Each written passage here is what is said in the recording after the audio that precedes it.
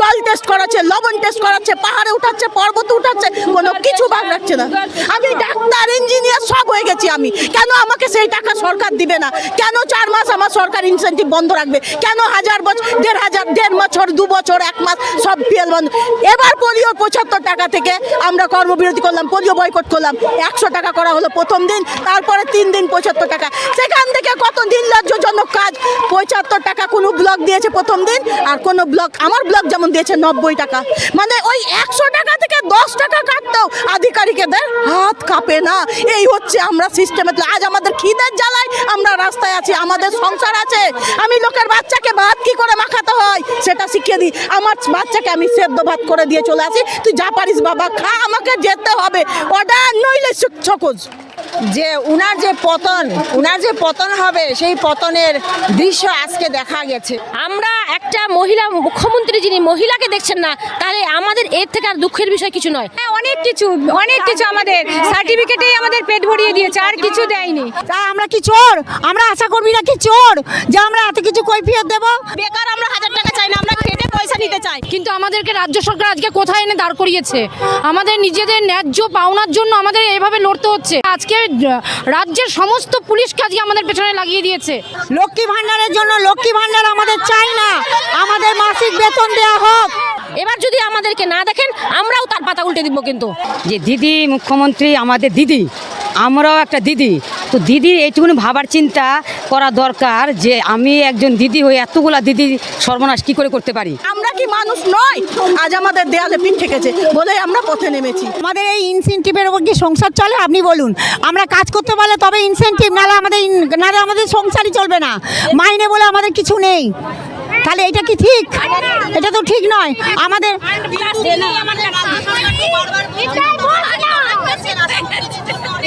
কিচ্ছু করেনি না না না না না মোবাইল দেওয়ার সঙ্গে সঙ্গে, মোবাইলের টাকা ঢোকাবার সঙ্গে সঙ্গে আমাদের বলছে যে মোবাইল চুরি হয়ে গেলে আপনাদের কৈফিয়ত দিতে হবে, তারপরে ইন্স্যুরেন্স করতে হবে, এই করতে হবে, অনেক রকম কথা বলছে। তা আমরা কি চোর? আমরা আশা কর্মীরা কি চোর যে আমরা এত কিছু কৈফিয়ত দেব? রাস্তায় পড়ে যেতেই পারে, ভেঙে যেতেই পারে, হ্যাঁ, তার জন্য কৈফিয়ত দিতে হবে। কেন ভেঙেছে, কেন দিয়েছে, তার জন্য কি করব আমরা? আমরা এই সামান্যতম বেতনে আমরা কি করতে পারি?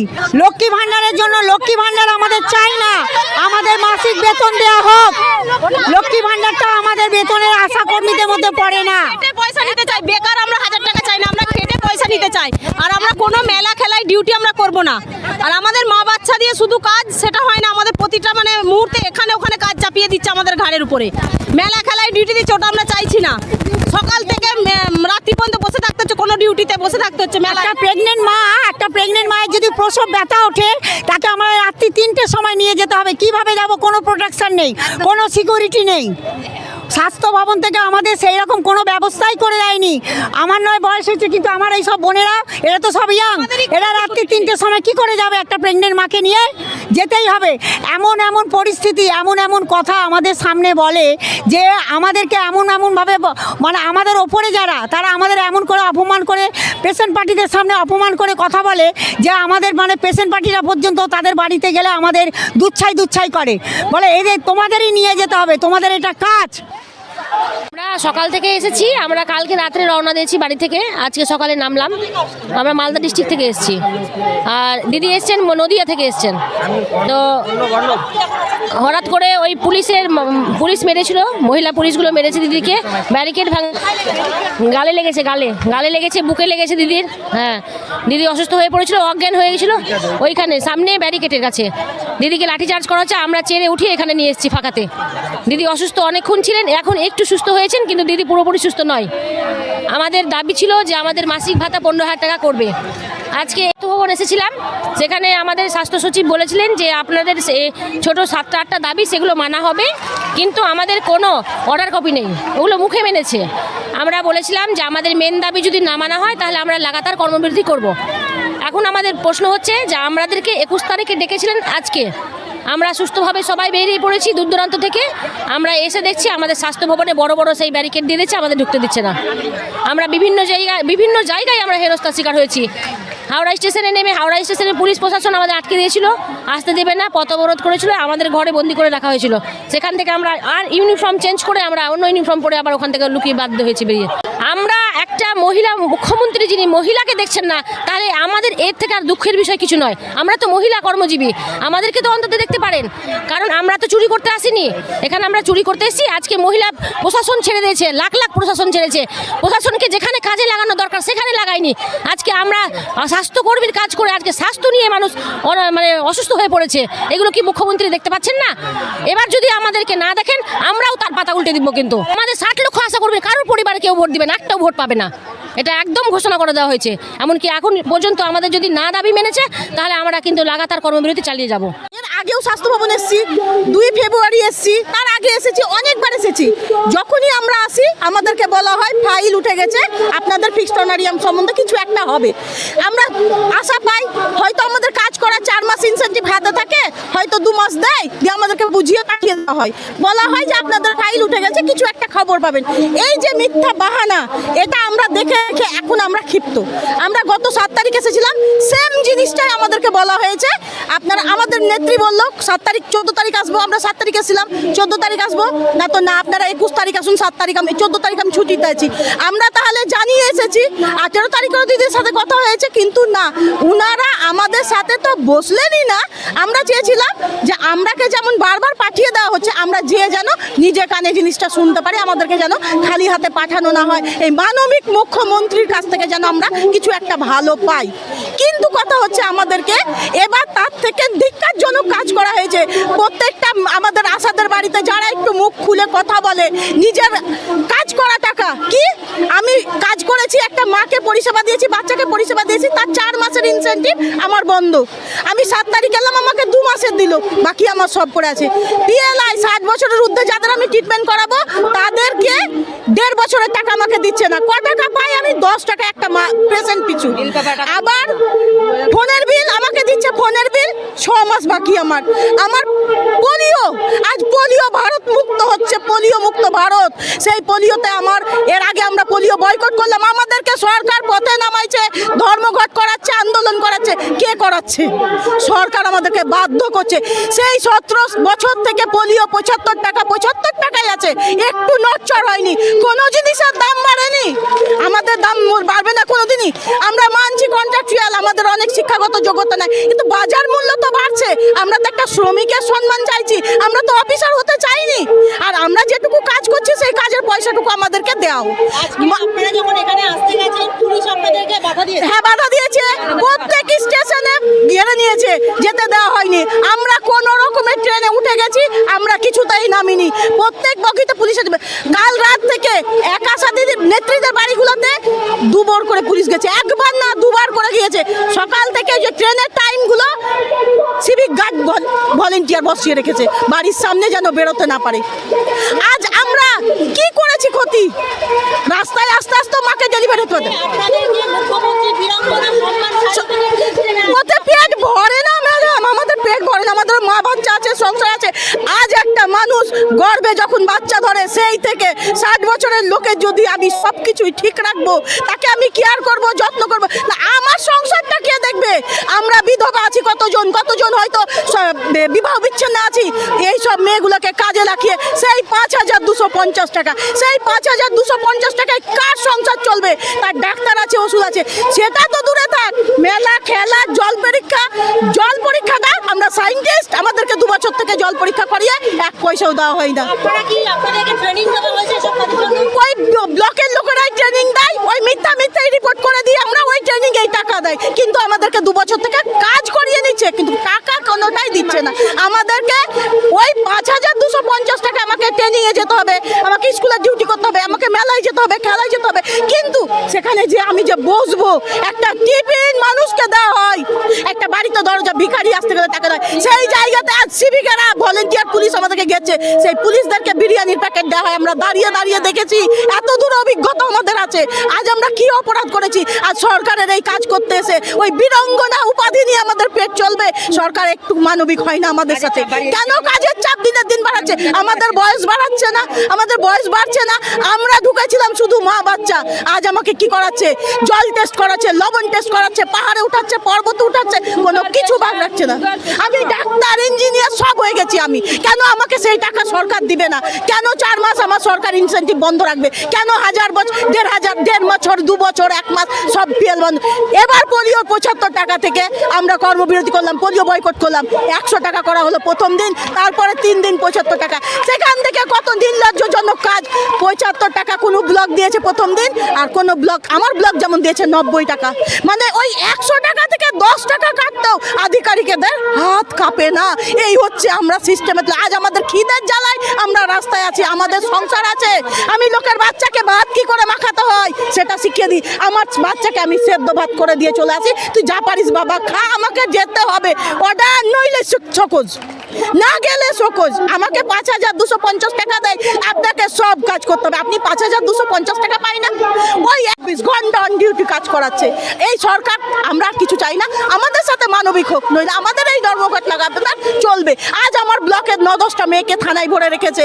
কেন? কি করতে এসছে ওরা? চুরি করতে এসছে না আমার অধিকারের হকের টাকা চুরি করে খাচ্ছে, সেটা আমি জানতে এসেছি। আমি চুরি করতে আসিনি, আমার চুরি করা টাকা আমি নিতে এসেছি। আমরা রাত 12টা 1টা যখনই আমাদের লেবার প্লেন উঠে আমাদেরকে বেরোতে হয়।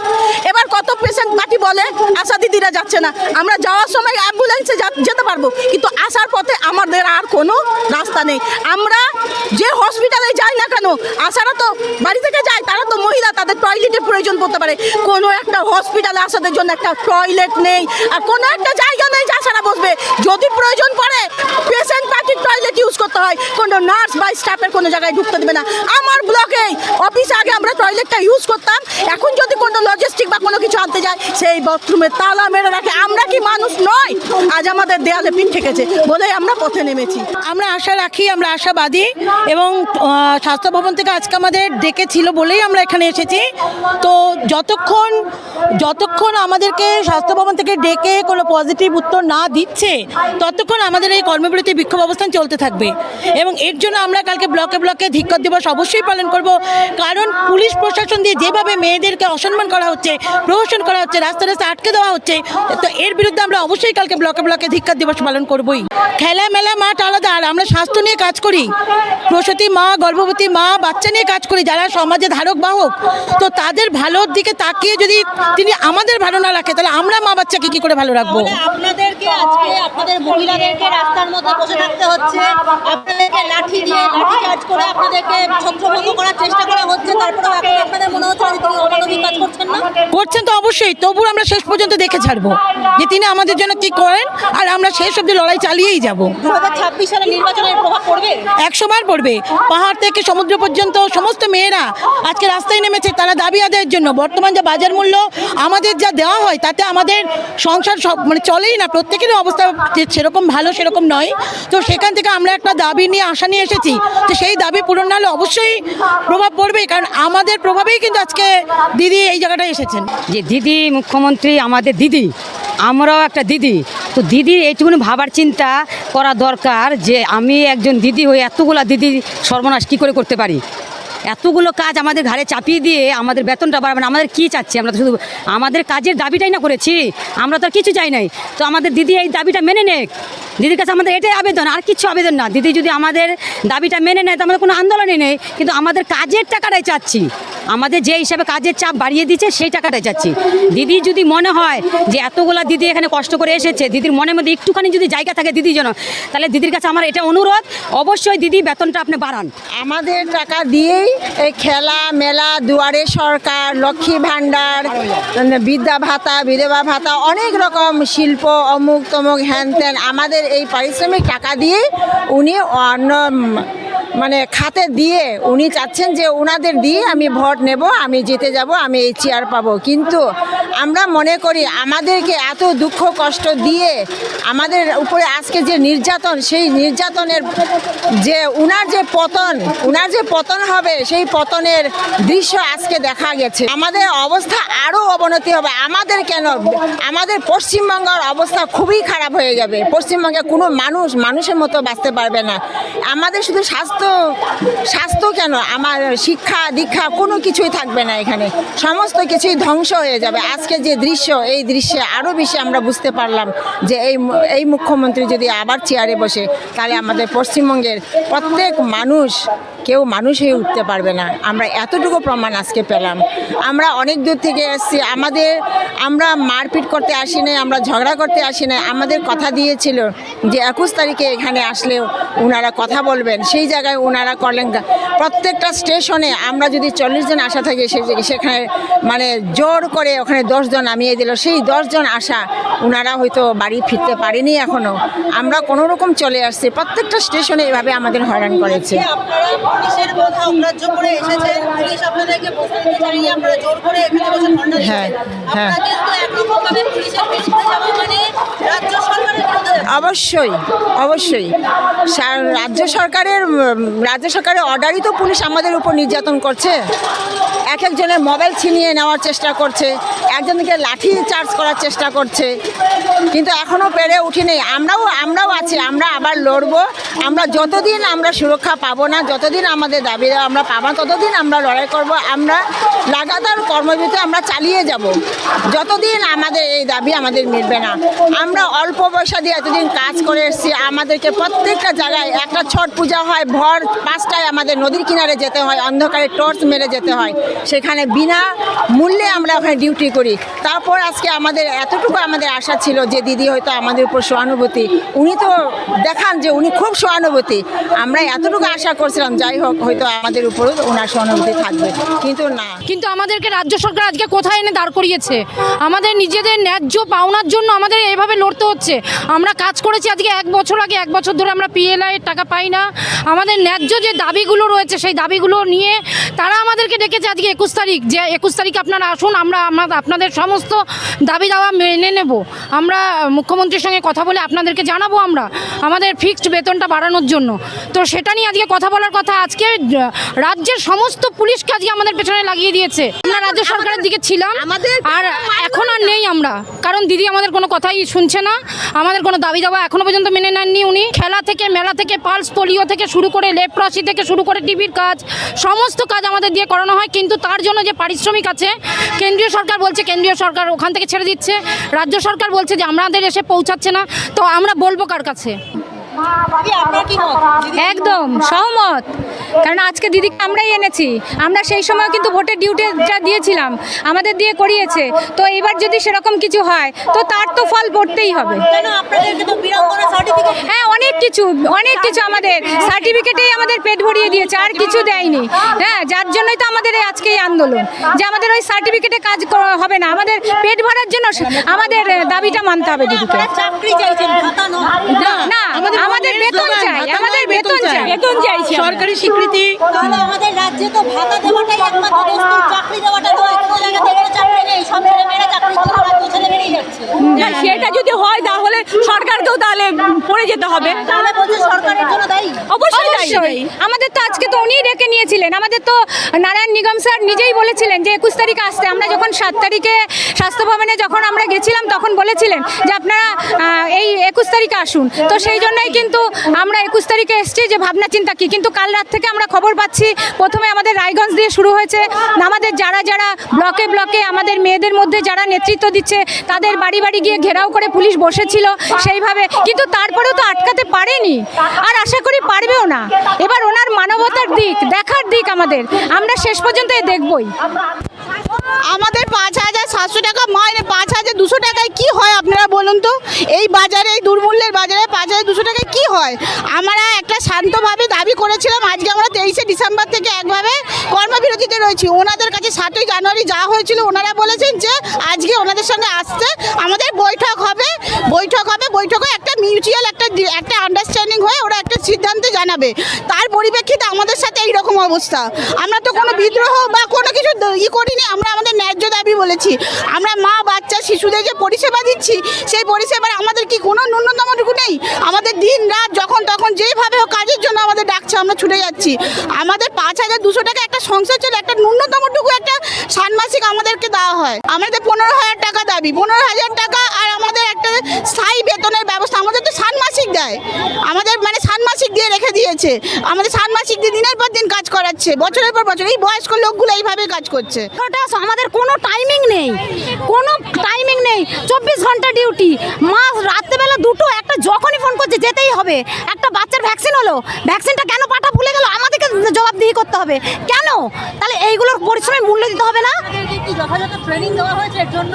না আমরা ভ্যাকসিন দিই না, আমাদের দিদিরা দেয়, কিন্তু তার যদি কোনো প্রবলেম হয় সেই জন্য আমরা ট্রেনিং পাইনি। বেটার করার জন্য, ফিল্ডে ডাকার জন্য আমাদেরকে ট্রেনিং দেওয়া হয়েছে, কিন্তু যে ট্রেনিং আমাদের দেওয়া হয়েছে সেই মতো আমাদের অত্যধিক 100% বেশি কাজ করানো হয়, এমনকি আমাদেরকে অপমানও করানো হয়। আপনার পায়ে ইনজেকশন দেওয়া হলো, পাটা পড়ে গেলে আপনাকে ট্রেনিং দিতে হবে। আমাদের ওই কোনো ট্রেনিং আজ পর্যন্ত দেয় না, আর দেবে বলে সেটাও আমাদের ধারণাতে নেই, কিন্তু আমাদেরকে করতে হচ্ছে। কেন ফুললো আমাকে নিয়ে হসপিটালে বাচ্চাকে নিয়ে যেতে হবে, আমার ঘর থেকে টাকা নিয়ে যেতে হবে, এর কোনো মানে সরকারের কোনো মাথায় চাপ নেই। হ্যাঁ, আমাদেরকে প্রতিটা জায়গায় মানে আমরা সাগরাইল স্টেশন থেকে আসছি, দুদিকেই আর কি জিপ গাড়ি দিয়ে পুলিশ দিয়ে দাঁড় করে রেখে দিয়েছে। আমাদেরকে জিজ্ঞাসা করা হচ্ছে আপনারা কোথায় যাবেন। আচ্ছা, আপনি যে মানে পোশাকটা পরে আছেন, এটা কি আপনাদের আশাকর্মীর পোশাক? এটাই আমাদের আশাকর্মীর পোশাক। অনেকে বলছে যে তাদেরকে পোশাক পরা দেখলে হ্যাঁ, আমাদের ইউনিফর্ম পরা দেখে যে আমরা আসছি স্বাস্থ্য ভবনে, তখন আমাদের ইউনিফর্ম পরা দেখেই আমাদেরকে বাধা দিচ্ছে। আমরা এসছি আমাদের মানে জিপির মেয়েরা, আমরা 10-12 জন এসছি উইদাউট ইউনিফর্মে। হ্যাঁ, তখনও আমাদেরকে টার্গেট করছে যে আপনারা এতজন যাচ্ছেন, আপনারা আশাকর্মী। আমরা বলছি যে না, আমরা আশাকর্মী না, আমরা বেড়াতে যাচ্ছি। তবু বলছে না, আপনাদেরকে দেখে বোঝা যাচ্ছে আপনারা আশাকর্মী। হ্যাঁ, আপনাদেরকে যেতে দেওয়া হবে না। 11টা থেকে আমাকে সমানে কন্টিনিউ ফোর্স করছে থানার অফিসার, এমনকি সিভিক থেকে আরম্ভ করে একদম অফিসার পর্যন্ত সবাই মিলে আমাকে ফোর্স করছে, খালি যাবেন না, এই কেন আপনারা যাবেন না, আপনার মেয়েদের নাম বলুন, যত আপনাদের সাকরাইল ব্লকে যত মেয়ে আছে ফোন নাম্বার দিন, নাম বলুন। আমি সবার নাম্বার জানি না, আমি বলতে পারবো না। না, আমরা কোনোদিনই বলবো না, কোনোদিনই আমরা রাখবো না যে ওনাকে রাখতে, ওনাকে বয়কট করা হোক। আমরা একেবারে ওনাকে চাই না, একেবারে চাই না আমরা, কারণ আমাদের তো উনিই তো আমাদের আসতে বলেছিলেন স্বাস্থ্য ভবনে, তাহলে সেখানে কেন আমাদের আজকে ঢুকতে দেওয়া হলো না স্বাস্থ্য ভবনে?